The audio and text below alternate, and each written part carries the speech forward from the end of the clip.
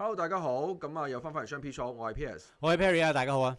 喂，今日咧就搞新意思啦，我咧先喺第一節同大家分享我對黃金嘅一啲研究啦。下一節咧就阿 Perry 講一啲外匯相關嘅嘢嘅。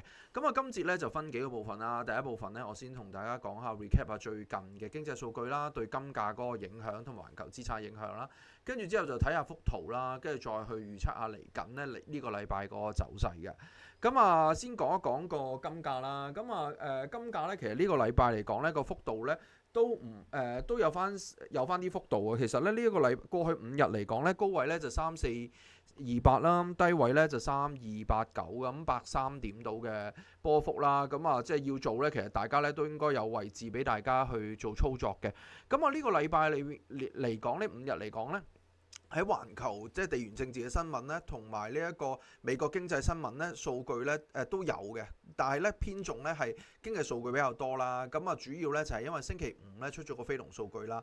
雖然咧佢係比前值少嘅，但係咧佢係逼咗個市場預期啦。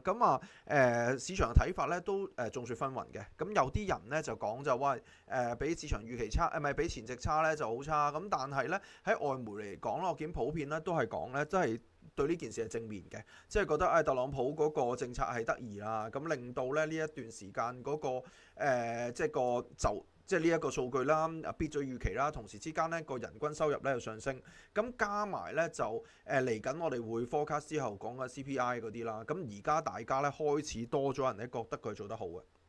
覺得嚟緊通脹係受到控制啦，所以咧再加埋而家開始特朗普可以放風咧，就講我嚟緊咧，佢已經開始任命下一任嘅聯邦儲備局局長。係。即係已經唔再糾纏咧，其實嗰個嚟緊炒唔炒鮑威爾啦，所以咧而家個方向係咁啦。喺新聞層面上面咧，其實呢一個零禮拜咧，成個外媒咧係 focus 咗喺 LA 嗰個嘅暴動度嘅，但係嗰啲咧就對我哋金價咧其實影響好少，所以呢段時間咧主流嘅新聞報導咧唔係太多嘢影響咗金價，反而咧我見到咧就有個現象啦，係關於油價咧，想先講一講先嘅。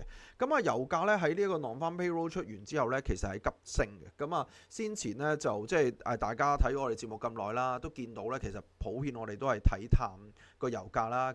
因為就係個供應嘅問題啦。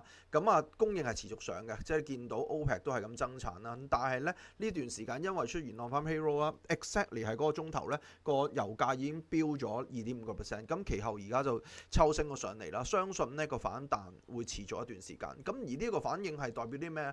代表大家對經濟增長咧係多咗一啲好嘅預測啦。但係即係呢件事，佢嚟緊嘅數據都要繼續印證呢樣嘢啦，否則嘅話大家就會失望啦。呢個喺金上邊咧呢一刻咧就唔係太多嘅變化嘅。頭先講過啦，就話咧過去呢5日咧其實就係行緊百零點嘅一個區間啦。你睇翻去呢段時間咧，其實大部分嘅range 嚟講咧，都係呢一個3360幾至到呢一個3314嘅位置啦。呢段時間就行一個 tight range 嚟嘅。先前我哋見到啦，我哋用啲長啲嘅 time frame 去睇嘅話咧，你見到呢個期金嚟嘅喎，唔係現貨金嚟。期金嚟嘅，冇錯。期金嚟講咧，你見到先前啦，喺上2個禮拜啦，行一個收窄三角形啦，突破完之後咧，而家咧就喺上面整固緊，又冇跌翻穿咧呢個三角形內邊啦。所以以中線嚟講咧，其實暫時嚟講你都好難講話佢轉差嘅，因為畢竟突破完之後，你就算回調完之後咧，都未掂到去先前嗰個三角形嘅下角，即係嗰上邊嗰條線啦。我初步有畫嗰個預測嘅，其實而家咧就喺度橫行啦。其實咧喺一個 tight 嘅 range 嚟講咧，我哋可以睇翻咧琴日嘅低位啦，就係3314啦。上方咧就可以睇翻先前咧呢一個大概3363呢個位置，喺度橫行啦。我覺得係會試一試下邊嗰個即係先前滑落嚟咧三角形上邊嗰條線啦，先再上翻去。畢竟咧有兩個重點，我覺得係中線會影響住嘅。第一個咧就係關於關稅嗰方面啦。咁就喺 Perry 嗰節咧都會講多啲關稅即係最新嘅情況。咁而喺關稅上邊咧，相信咧係唔會咁容易一次過傾晒。咁變相就會有多啲嘅 sentiment 去炒翻上個金啦。咁另外一樣咧就係地緣政治啦。雖然呢個禮拜上個禮拜冇再有新嘅 update 關於地緣政治嘅，咁但係咧其實咧都係即係有零碎嘅片段啦。咁喺 Twitter 都揾到啦，就係關於俄烏裏邊咧互相有報復嘅行動啦。咁實際邊個打贏打輸咧係冇一個睇法嘅。咁但係大家咧少咗擔心咧，關於即係俄烏戰線個升級，因為上一次因為炸呢一個戰鬥機，大家會擔心咧，因為觸動咗普京，跟住咧之後就會做小型核武嘅情況啦。咁但係暫時嚟講咧，市場對呢個擔心就減少咗。咁所以咧，我覺得咧地緣政治件事係繼續冇離開到嘅，但係反而個金嗰裏邊咧，可能喺關稅上邊咧，就借呢一個位掂一掂嗰啲關鍵位咧，就可以有一個反彈啦。咁喺呢個金嘅背景之下咧，其實我都準備咗兩幅圖畫啦，俾大家睇嘅。咁其實咧就關於咧呢一個期金嗰個嘅未平倉合約啦。咁我去觀察啦，呢個係 CFTC report 嚟嘅，refer 翻到頭先我講嗰啲位咧，究竟啲大戶而家呢段時間部署係點樣咧？咁見到咧，其實隨住咧5月13號至5月6號、5月13號嗰2個禮拜之後咧，其實對沖基金咧開始對於呢一個黃金嘅好倉係部署多咗。部署多咗嘅，而家慢慢上翻嚟啦。而家個水平已經去翻咧4月份嘅一個水平啦。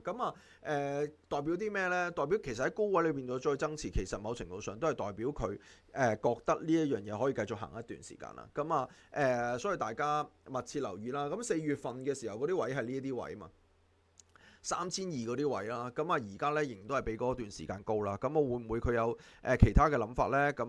有啲跡象係點咧？咁從地緣政治上邊，你見到係有報復嗰個情況嘅。再俾一個資料大家參考啦，就係關於咧呢一個期權嘅部署。喺期權部署上邊咧，就我哋睇翻，即係佢有唔同合約啦，有唔同月份啦。我哋睇翻呢個49日呢一個78日同埋108日到期嗰張期貨啦。你見到咧，其實有幾個位咧係比較多人部署嘅。多人部署唔等於一定掂嗰度啦，只不過係假如多未平倉合約喺嗰個位置嘅話，跌穿或者升穿某啲嗰啲位嘅話咧，相對咧會 trigger 一個比較大 lot 啲嘅買盤同埋沽盤嘅。而家見到喺期權裏邊有啲咩重要位咧？第一個係3325啦，3325咧其實基本上就係現價啦，跟住3350啦，跟住咧就係大位3400蚊嘅。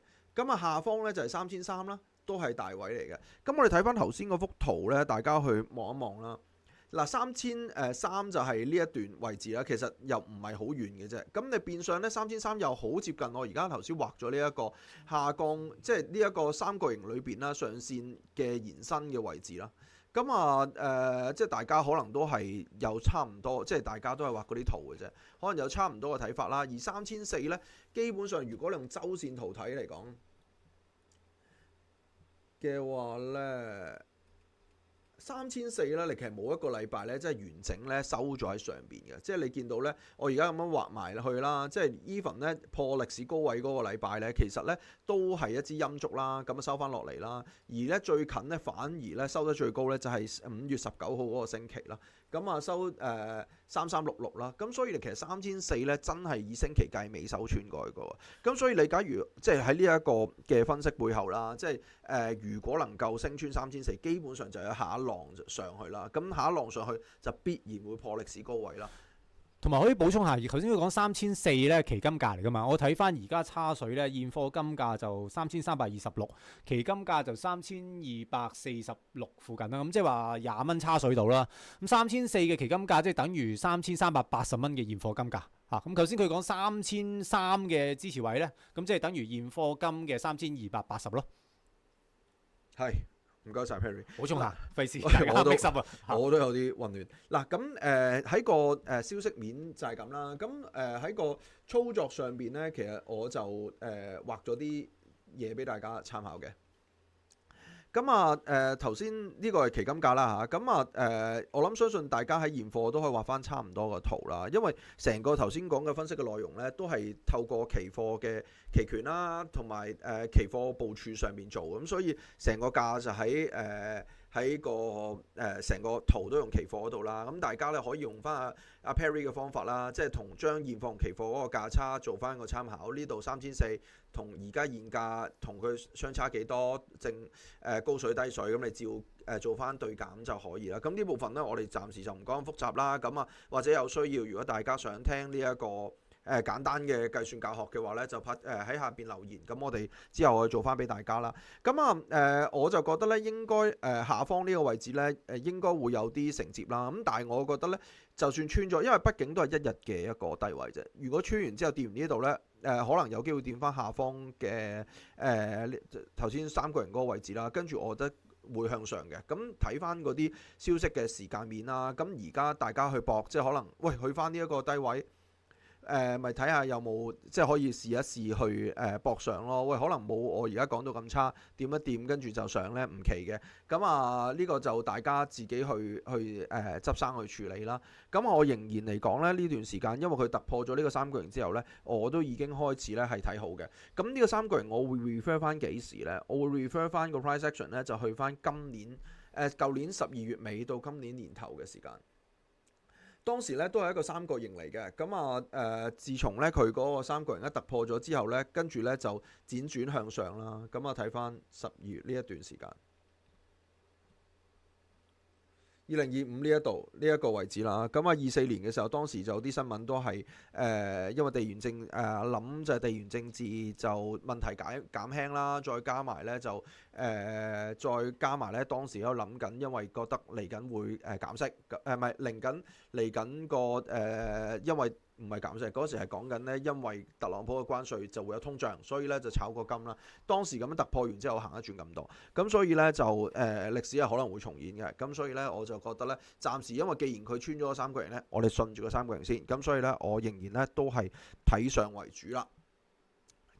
我今日準備嘅內容就差唔多啦。Perry 有冇啲咩補充啊？OK 啊，清楚啊，喂。咁就大家睇下啦，咁應該就暫時我諗都係應該撈貨嘅，因為始終下個禮拜開始就美聯儲議息會議嘛。咁會議前應該暫時我見睇啲 CPI 啊咩成有機會炒翻個減息嘅預期上去嘅，或者次數啦，或者提早啊，咁嗰啲之類啦，咁應該都會對金價有啲支持嘅。